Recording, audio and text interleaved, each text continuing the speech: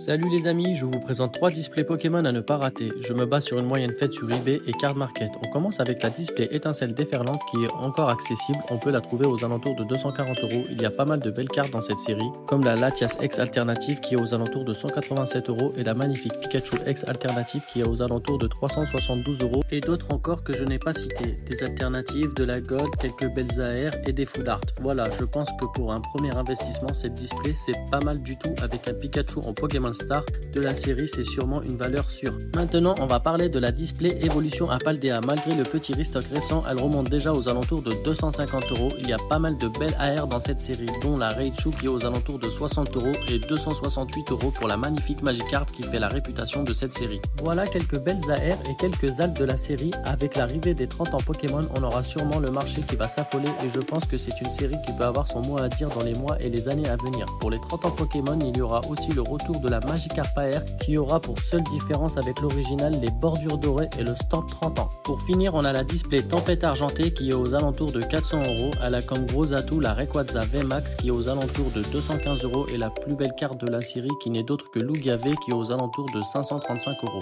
La série comporte pas mal de belles cartes. Pour une personne qui a un peu de budget, cette série sur le long terme a un potentiel énorme. Lugia et Rayquaza sont des Pokémon très appréciés des fans de Pokémon et aussi il faut savoir que le bloc épée et bouclier commence à dater. Voilà, c'est déjà terminé. Si ça t'a plu, like, partage et abonne-toi pour plus de contenu similaire. Merci, à la prochaine.